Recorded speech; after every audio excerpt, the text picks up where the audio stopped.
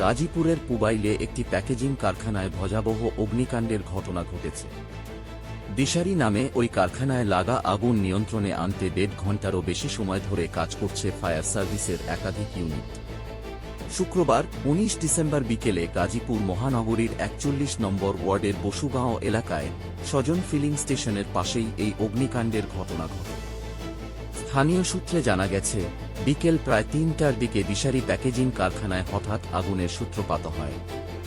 মুহূর্তের মধ্যেই আগুন ছড়িয়ে পড়ে পুরো কারখানা জুড়ে। চারদিকে কালো ধোঁয়ায় ঢেকে যায় এলাকা। প্রথমে কারখানার শ্রমিক ও স্থানীয় বাসিন্দারা আগুন নেভানোর চেষ্টা করেন, তবে আগুনের তীব্রতা বেড়ে যাওয়ায় দ্রুত ফায়ার সার্ভিসকে খবর দেওয়া হয়। খবর পেয়ে টঙ্গী ফায়ার সার্ভিসের ৩টি এবং গাজীপুর ফায়ার সার্ভিসের ২টি ইউনিট দ্রুত ঘটনাস্থলে পৌঁছে আগুন নিয়ন্ত্রণে কাজ শুরু করে।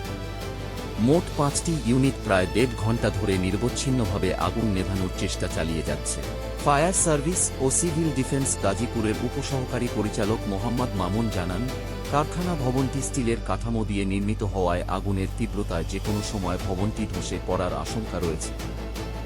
সে কারণে ফায়ার ফাইটাররা সতর্কতার সঙ্গে চারপাশ থেকে পানি ছিটিয়ে আগুন নিয়ন্ত্রণের চেষ্টা করছেন। তিনি আরও জানান, এখন পর্যন্ত আগুন লাগার সঠিক কারণ জানা যায়নি এবং সর্বশেষ খবর পাওয়া পর্যন্ত কোনো হতাহতের তথ্য পাওয়া যায়নি। তবে কারখানার ভেতরে বিপুল পরিমাণ দাহ্য প্যাকেজিং সামগ্রী থাকায় আগুন দ্রুত ছড়িয়ে পড়ে এবং নিয়ন্ত্রণে আনতে বেগ পেতে হচ্ছে ফায়ার সার্ভিসকে। শেষ খবর পাওয়া পর্যন্ত আগুন পুরোপুরি নিয়ন্ত্রণে আসেনি। পরিস্থিতি নিবিড়ভাবে পর্যবেক্ষণ করা হচ্ছে এবং আশপাশের এলাকায় সতর্কতা জারি রয়েছে। ঘটনার বিস্তারিত ও পরবর্তী আপডেট পেতে চোখ রাখুন আমাদের চ্যানেলে।